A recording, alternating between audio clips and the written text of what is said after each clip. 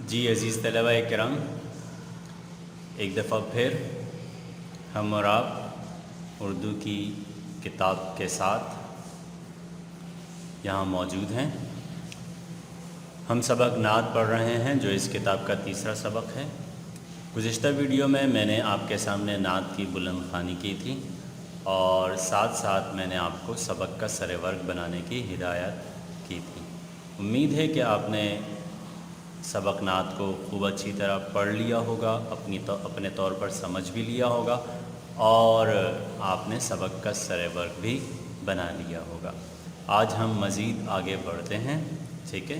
آج میں آپ کو نعت کے الفاظ کے متعلق آگاہی دوں گا، الفاظ معنی وغیرہ، اسی طرح نعت کی ضروری تشریح وغیرہ کے حوالے سے میں آج آپ سے اس ویڈیو میں ہم کلام ہوں گا، ٹھیک ہے بیٹا۔ تو صفحہ نمبر 14 دیکھیے، صفحہ نمبر 14 آپ کے سامنے ہونا چاہیے اس وقت۔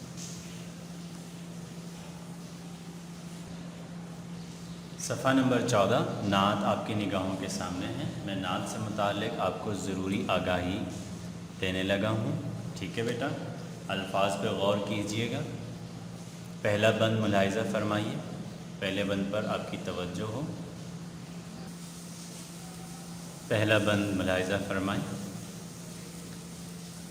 شاعر مولانا الطاف حسین حالی فرماتے ہیں، وہ نبیوں میں رحمت لقب پانے والا، وہ نبیوں میں رحمت لقب پانے والا، مرادیں غریبوں کی بر لانے والا۔ وہ نبیوں میں رحمت لقب پانے والا سے کیا مراد ہے بیٹا؟ قرآن کریم میں اللہ تعالیٰ نے آپ صلی اللہ علیہ وسلم کی تعریف فرماتے ہوئے فرمایا، وَمَا أَرْسَلْنَاكَ إِلَّا رَحْمَةً لِّلْعَالَمِينَ۔ یہاں سے شاعر کی اسی آیت کی جانب اشارہ کرنے کی کوشش ہے اور شاعر کی مراد بھی یہی ہے، یعنی تمام انبیاء کرام علیہ السلام میں آپ صلی اللہ علیہ وسلم کو ہی رحمت للعالمین کا لقب عطا کیا گیا ہے۔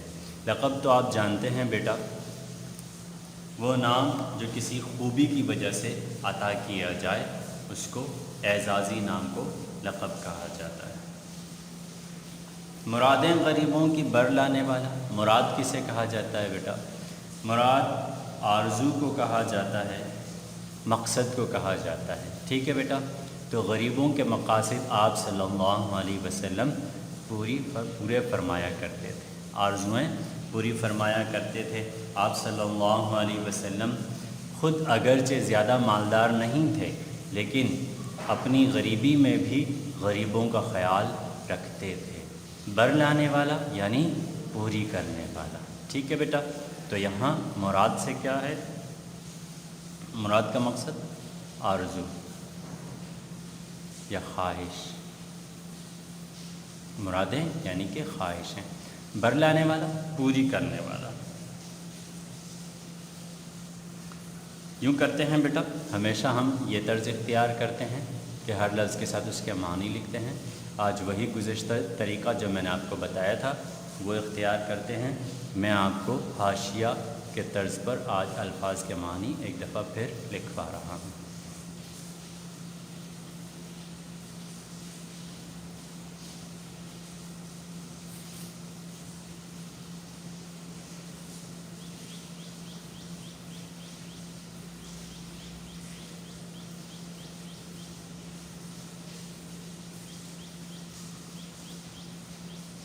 آرزو یا پھر خواہش، بر لانے والا پوری کرنے والا، بر لانا پورا کرنا، ٹھیک ہے۔ اس کو حاشیہ نمبر 2 بنا کر لکھتے ہیں۔ بر لانا یعنی کہ پورا کرنا۔ مصیبت میں غیروں کے کام آنے والا، وہ اپنے پرائے کا غم کھانے والا۔ پرایا آپ کو پہلے بھی بتایا گیا تھا، غیر کو کہا جاتا ہے۔ یہ ہے اس صفحے کا تیسرا حاشیہ، غیر، جس سے کوئی تعلق نہ ہو۔ آپ صلی اللہ علیہ وسلم نہ صرف اپنوں کے کام آتے تھے بلکہ غیروں کے، بلکہ دشمنوں کے بھی آپ صلی اللہ علیہ وسلم خیر خواہ تھے۔ فقیروں کا ملجا، ضعیفوں کا ماوا، یتیموں کا والی، غلاموں کا مولا۔ فقیروں کا ملجا، ملجا یعنی کہ ٹھکانہ،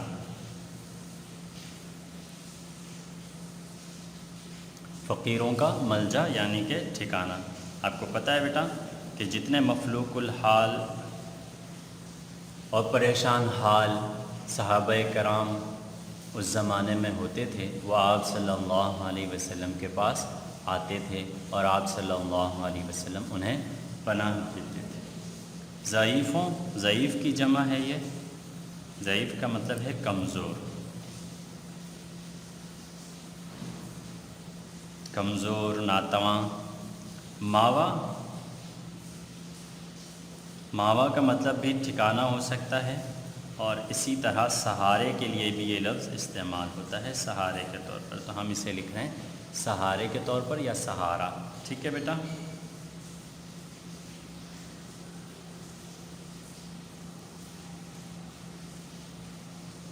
سہارا، ٹھیک ہے بیٹا؟ اچھا، یتیموں کا والی، غلاموں کا مولا۔ والی کا لفظ سردار کے معنی میں بھی استعمال ہوتا ہے، آقا اور مالک کے معنی میں بھی استعمال ہوتا ہے، اور سرپرست اور مددگار کے معنی میں بھی استعمال ہوتا ہے۔ یہاں ہم اس کو سرپرست کے معنی میں استعمال کرتے ہیں۔ آپ کو پتہ ہے کہ حضرت زید بن ثابت رضی اللہ، زید بن حارثہ،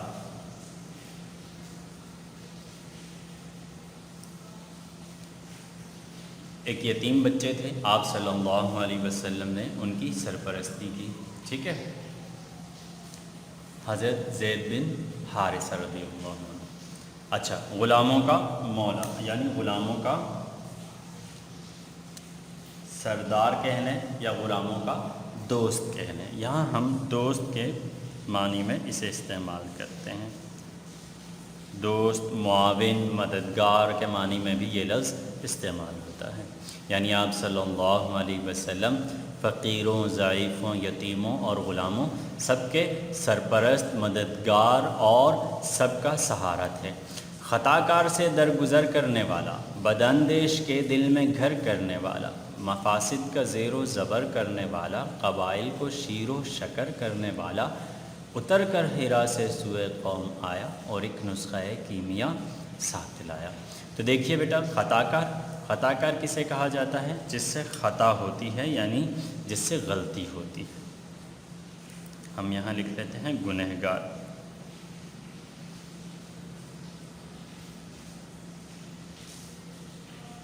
ٹھیک ہے بیٹا، گنہگار۔ اچھا، درگزر کرنا، درگزر کرنا یعنی معاف کرنا، یعنی کہ معاف کرنا۔ یہاں تک کہ جن لوگوں نے آپ صلی اللہ علیہ وسلم کو ستایا تھا، پریشان کیا تھا، ان کو بھی آپ صلی اللہ علیہ وسلم نے معاف فرما دیا تھا۔ آگے بڑھتے ہیں۔ بداندیش کے دل میں گھر کرنے والا، بداندیش کسے کہا جاتا ہے بیٹا؟ بداندیش کا لفظی مطلب ہوتا ہے برا چاہنے والا۔ بداندیش کا مطلب کیا ہے؟ برا چاہنے والا یا برا سوچنے والا۔ ہم یہاں اس کے معنی دشمن کے طور پر کرتے ہیں، ٹھیک ہے؟ دشمن۔ بداندیش کے دل میں گھر کرنے والا یعنی جو آپ کے دشمن تھے، آپ نے ان کے دل میں بھی اپنا گھر بنایا، اپنی جگہ بنائی، ٹھیک ہے؟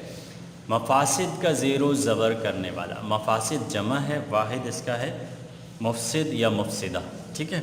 تو مفسد کی جمع مفاسد یعنی خرابیاں، برائیاں، ٹھیک ہے؟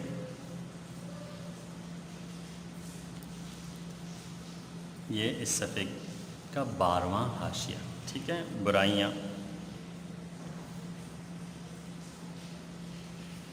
مفاسد کا زیر و زبر کرنے والا، زیر و زبر کرنا یعنی تہ و بالا کرنا، ٹھیک ہے؟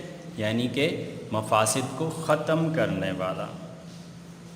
یہ اس صفحے کا 13واں حاشیہ ہے، جسے ہم اس جانب لکھ لیتے ہیں کیونکہ اس جانب ہمارے پاس جگہ ختم ہو چکی ہے، ٹھیک ہے بیٹا؟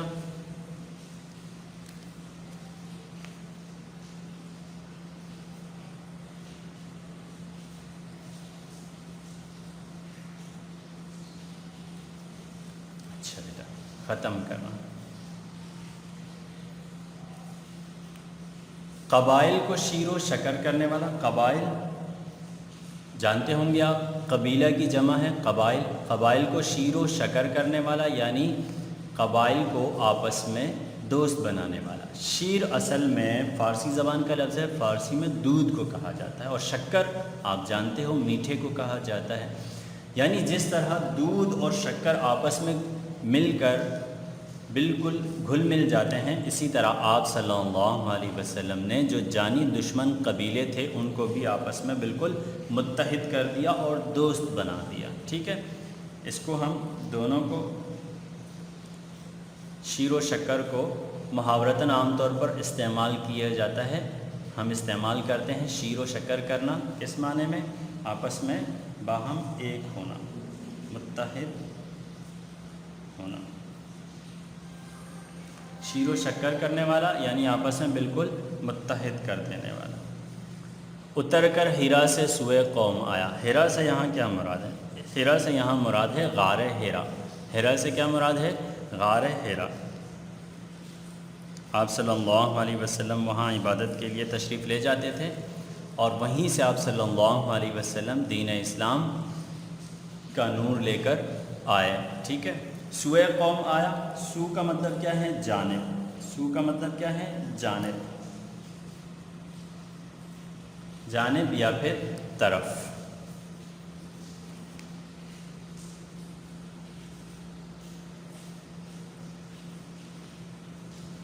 سوئے قوم آیا یعنی قوم کی جانب آیا یا قوم کی طرف آیا، اور ایک نسخہ کیمیا ساتھ لایا، اور ایک نسخہ لے کر آیا۔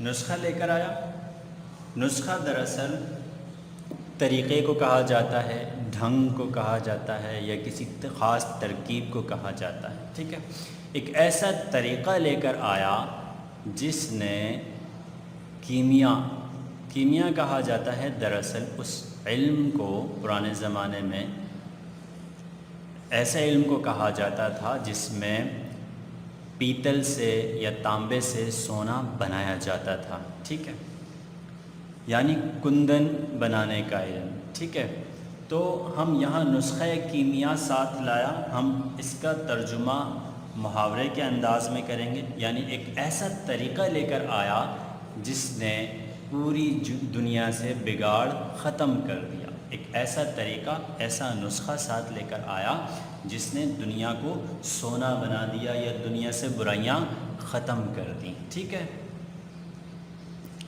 آگے بڑھتے ہیں بیٹا۔ وہ بجلی کا کڑکا تھا یا صوت ہادی، بجلی کا کڑک، بجلی کی کڑک تو آپ جانتے ہیں، بجلی کا کڑکا یعنی بجلی کی گرج،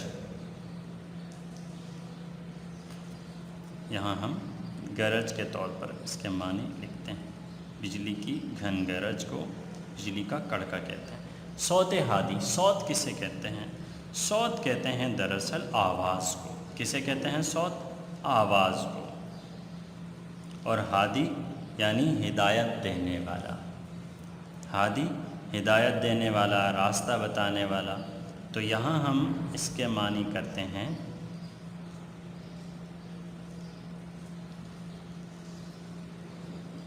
رہنما کے طور پر،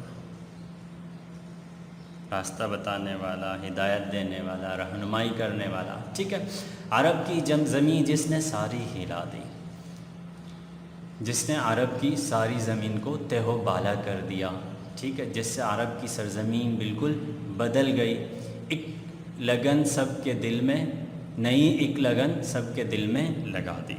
لگن کسے کہا جاتا ہے بیٹا؟ لگن شوق کو کہا جاتا ہے، پیار اور محبت کو بھی کہا جاتا ہے، یہاں ہم اس کو شوق کے معنی میں، یعنی وہ لوگ جو کسی بھی دین سے بالکل بیزار تھے، آپ صلی اللہ علیہ وسلم کی محنت سے ان کے دلوں میں بھی اسلام کا اور نیکی کا شوق بیدار ہو گیا۔ ایک آواز میں سوتی بستی جگا دی، یعنی آپ صلی اللہ علیہ وسلم کے پیغام حق سے آپ صلی اللہ علیہ وسلم کی محنت سے کیا ہوا، وہ لوگ جو خواب غفلت میں تھے وہ تمام بیدار ہو گئے اور عرب کی سرزمین دین اسلام پر عمل پیرا ہو گئی۔ پڑا ہر طرف غل، یہ پیغام حق سے۔ غل کسے کہا جاتا ہے بیٹا؟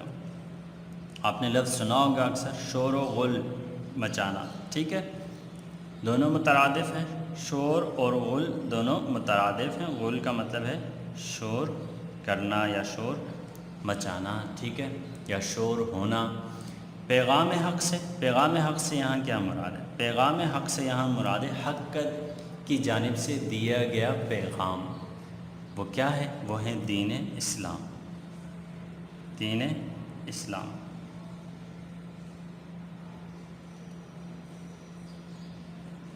ٹھیک ہے بیٹا، پڑا ہر طرف غل، یہ پیغام حق سے، ہر طرف دین اسلام کے پیغام سے شور مچ گیا، اور ایسا شور مچا کہ گونج اٹھے دشت و جبل نام حق سے، کہ ہر طرف اللہ تعالیٰ کا نام عام ہو گیا دنیا میں ہر جانب، چاہے وہ صحرا ہیں، چاہے وہ جنگل ہیں یا پہاڑ، ہر طرف اللہ تعالیٰ کا نام اور اللہ تعالیٰ کا دین عام پہنچ گیا، ٹھیک ہے۔